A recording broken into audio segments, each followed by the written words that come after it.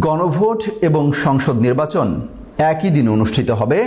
প্রধান উপদেষ্টা ডক্টর মোহাম্মদ ইউনূস জাতির উদ্দেশ্যে ভাষণে এই তথ্য জানিয়েছেন। আমরা একটু জানতে চাই যে গণভোট কিভাবে হবে এবং সেই ব্যালটে কি থাকবে। বলা হচ্ছে 4টি প্রশ্ন থাকবে, অর্থাৎ সংসদ নির্বাচনের দিনে যে গণভোটটা হবে সেখানে 4টি প্রশ্ন থাকবে। সেই 4টি প্রশ্নের আপনাকে উত্তর দিতে হবে হ্যাঁ অথবা না ভোটের মধ্য দিয়ে। কি সেই 4টা প্রশ্ন সেই বিষয়ে একটু কথা বলতে চাই এবং কি ধরনের প্রশ্ন শুরুতে থাকবে আপনাকে বা কি জিজ্ঞাসা করা হবে আপনাকে সেটা একটু বলতে চাই। 4টি প্রশ্ন শুরুতেই থাকবে এবং সেখানে লেখা থাকবে, আপনি কি জুলাই জাতীয় সনদ বাস্তবায়ন আদেশ 2025 এবং জুলাই জাতীয় সনদে লিপিবদ্ধ সংবিধান সংস্কার সম্পর্কিত নিম্নলিখিত প্রস্তাবগুলোর প্রতি আপনার সম্মতি জ্ঞাপন করছেন? অর্থাৎ আপনার কাছ থেকে আগেই জেনে নেওয়া হবে যে নিচে যে 4টি প্রশ্নের আপনি উত্তর দিচ্ছেন সেই সম্পর্কে আপনি সম্মতি জ্ঞাপন করছেন কিনা। 1 নম্বর প্রশ্ন, নির্বাচনকালীন সময়ে তত্ত্বাবধায়ক সরকার, নির্বাচন কমিশন এবং অন্যান্য সাংবিধানিক প্রতিষ্ঠান জুলাই সনদে বর্ণিত প্রক্রিয়ার আলোকে গঠন করা হবে। অর্থাৎ নির্বাচনের সময় যে তত্ত্বাবধায়ক সরকার থাকবে, নির্বাচন কমিশন এবং অন্যান্য সাংবিধানিক প্রতিষ্ঠান জুলাই সনদে বর্ণিত। অর্থাৎ এই প্রশ্নটার যদি আপনি উত্তর দিতে হয় তাহলে আপনাকে জুলাই সনদে কি কি বর্ণনা করা আছে, কি কি বিষয় আছে সেগুলো সম্পর্কে ভালোভাবে জেনে নিতে হবে। না হলে কিন্তু আপনি এই প্রশ্নের উত্তর দিতে গিয়ে কিন্তু একটু দ্বিধার মধ্যে পড়ে যাবেন যে আপনি হ্যাঁ দিবেন না না দিবেন। অর্থাৎ জুলাই সনদে বর্ণিত প্রক্রিয়ার আলোকে গঠন করা হবে, সে বিষয়টা আগে ভালোভাবে জেনে নিতে হবে। জুলাই সনদে কি কি উল্লেখ করা আছে, কি কি বিষয় বলা আছে। 2 নম্বর প্রশ্ন, আগামী সংসদ হবে 2 কক্ষ বিশিষ্ট। জাতীয় সংসদ নির্বাচনে দলগুলোর প্রাপ্ত ভোটের অনুপাতে 100 জন সদস্য বিশিষ্ট একটি উচ্চ কক্ষ গঠিত হবে। অর্থাৎ রাজনৈতিক দলগুলো যে পরিমাণ ভোট পাবে শতকরা হিসেবে সেই পরিমাণ ভোটের আলোকে কিন্তু উচ্চকক্ষ গঠিত হবে 100 সদস্য নিয়ে।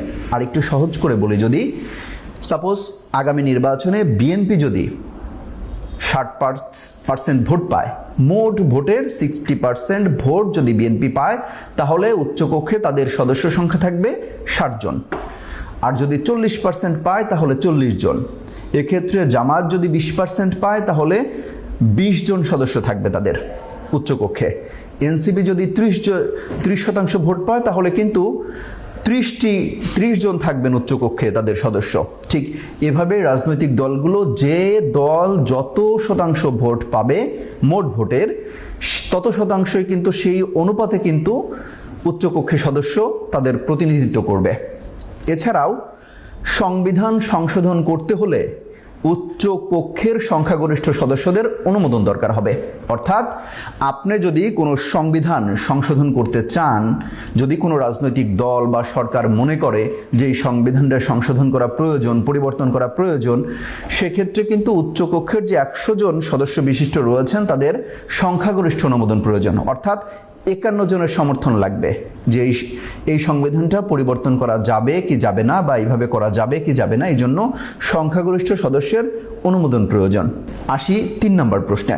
3 নম্বরে আপনার কাছে জানতে চাওয়া হবে সংসদে নারীর প্রতিনিধি বৃদ্ধি, বিরোধী দল থেকে ডেপুটি স্পিকার ও সংসদীয় কমিটির সভাপতি নির্বাচন, প্রধানমন্ত্রীর মেয়াদ সীমিতকরণ, রাষ্ট্রপতির ক্ষমতা বৃদ্ধি, মৌলিক অধিকার সম্প্রসারণ, বিচার বিভাগের স্বাধীনতা ও স্থানীয় সরকার সহ বিভিন্ন বিষয়ে যে 30টি প্রস্তাব জুলাই জাতীয় সনদে রাজনৈতিক দলগুলোর ঐক্যমত্য হয়েছে সেগুলো বাস্তবায়নে আগামী নির্বাচনে বিজয়ী দলগুলো বাধ্য থাকবে। 3 নম্বর প্রশ্ন, ভালো করে শুনবেন। 30টি প্রস্তাব রয়েছে, যে 30টি প্রস্তাব জুলাই সনদে রাজনৈতিক দলগুলো ঐক্যমত্য হয়েছে। 30টি প্রস্তাবের পক্ষে রাজনৈতিক যে দলগুলো আছে সেগুলো একমত পোষণ করেছে। এইটা বাস্তবায়ন করবে যে দল নির্বাচনে জয়ী হবে সে বাধ্য থাকবে, বিজয়ী দলগুলো বাধ্য থাকবে এটা বাস্তবায়ন করতে হলে। অর্থাৎ 30টি যে প্রস্তাব আছে জুলাই জাতীয় সনদে সেইগুলো আপনাকে মুখস্থ করতে হবে, অর্থাৎ আগে থেকে জেনে যেতে হবে যে এই 30টা প্রস্তাবের সাথে আপনি আসলে একমত আছেন কিনা, রাজনৈতিক দল একমত থাকলেও আপনি একমত আছেন কিনা। এটা কিন্তু খুব ইম্পর্টেন্ট এবং আপনাকে জেনে যেতে হবে যে 30টি প্রস্তাব আসলে কি কি ছিল। নারীর ক্ষমতা বৃদ্ধি, ডেপুটি স্পিকার হবে বিরোধী দল থেকে, এরকম রাষ্ট্রপতির ক্ষমতা বাড়ানোর এখতিয়ার, এইসব বিষয়গুলোতে আপনাকে আগে জেনে যেতে হবে যে 30টি প্রস্তাব ছিল। যদি না জানেন তাহলে কিন্তু আপনি দ্বিধায় পড়ে যাবেন। 4 নম্বরে যেটা আছে, 4 নম্বরে রয়েছে জুলাই সনদে বর্ণিত অন্যান্য সংস্কার রাজনৈতিক দলগুলোর প্রতিশ্রুতি অনুসারে বাস্তবায়ন করা হবে। অর্থাৎ এখানেও আপনাকে জেনে যেতে হবে যে কোন কোন সংস্কারগুলো বিষয় নিয়ে রাজনৈতিক দলগুলো একমত হয়েছিল। সেখানে আপনাকেও কিন্তু ভোট দিতে হচ্ছে যে আপনি হ্যাঁ অথবা না ভোট দিবেন যে আমি আসলে এটাই একমত অনুসারে বাস্তবায়ন, যেটা বলা হচ্ছে জুলাই সনদে বর্ণিত অন্যান্য সংস্কার রাজনৈতিক দলগুলোর প্রতিশ্রুতি অনুসারে, রাজনৈতিক দলগুলো যে প্রতিশ্রুতি দিয়েছে সেই প্রতিশ্রুতি অনুযায়ী বাস্তবায়ন করা হবে। এটা আপনি একমত দিচ্ছেন যে হ্যাঁ তারা এটা বাস্তবায়ন করবে বা বাস্তবায়ন হতে হবে। এখন আসি এইখানে সমস্যাগুলো কি কি হতে পারে। প্রথমত, এই যে 4টি প্রশ্ন দেয়া হবে, এই 4টি প্রশ্নের উত্তর দিতে হলে আপনাকে টোটাল জুলাই যে সনদ, জাতীয় সনদ, সেই সনদটা আপনাকে পড়তে হবে। পড়ার পরে উপলব্ধি করতে হবে যে আপনি কোন কোনগুলোর সাথে একমত।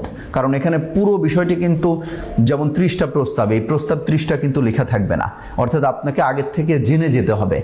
এখন কথা হচ্ছে যারা এই জুলাই জাতীয় সনদ পুরোটা পড়তে পারেন না, পড়ার মতো অবস্থায় নেই, বা জানতে পারবেন না, বা জানার সুযোগ নেই, তাদের ক্ষেত্রে কি হবে? ভোট তো দেবেন, দেশের প্রান্তিক জনগোষ্ঠীর যারা আছেন, যারা অশিক্ষিত আছেন, যারা এখনও দিনমজুর আছেন, যারা পড়ালেখা জানেন না, এমনকি যাদের এই সুযোগ সুবিধাগুলো নেই বা জানার মতো অবস্থাও নেই, পেপার পত্রিকা পড়েন না, নিউজ হয়তো বা দেখেন না, সুযোগ হয় না, দিনমজুর যারা আছেন, তাদের ক্ষেত্রে যে বিশাল একটা গোষ্ঠী ভোটার, তারা আসলে কি করবেন? অথবা ভোট কেন্দ্রে যাওয়ার পর তিনি আসলে বুঝতে পারছেন না বা এটা পড়তেও পারেন না, বয়োবৃদ্ধ যারা আছেন, তারা আসলে কি করবেন? কিভাবে এটা বাস্তবায়ন করবেন? অথবা কিভাবে তিনি তার মত প্রকাশ করবেন বা ভোট দিবেন? যে জুলাই জাতীয় সনদে বা গণভোট যেটা বলা হচ্ছে, এটা আপনাকে ভোট দিতে হলে জুলাই জাতীয় সনদ টোটাল পড়ে নিতে হবে আগে। এখন এই পড়াটা যারা পড়তে পারেন না বা পড়তে পারবেন না, বা এটা তারাও জানবেন না, জানেন না, অথবা ভোট কেন্দ্রে যাওয়ার পরেই তারা বুঝতে পারছেন যে আসলে এই ধরনের একটা জিনিস রয়েছে, তারা এটাকে ইগনোর করবেন কিনা, এগুলো কিন্তু প্রশ্ন থেকে যায় যে আসলে সে সঠিকভাবে বুঝতে পারবে কিনা, বোঝার পরে সেই মতামত দিতে পারবে কিনা, আসলে তিনি পড়তে পারেন কিনা, পড়তে না পারলে কেউ যদি পড়িয়ে শোনায় সে তাকে বোঝাতে পারছেন কিনা, এই যদি কিন্তু হিসেব নিকেশ কিন্তু রয়েই গেল, যেটা হয়তো বা সাধারণ যারা মানুষ আছেন, যারা শিক্ষিত আছেন, তারা হয়তো বুঝতে পারবেন এই একটা ফ্যাক্ট, যারা বুঝতে পারবেন না সেক্ষেত্রে কি হবে?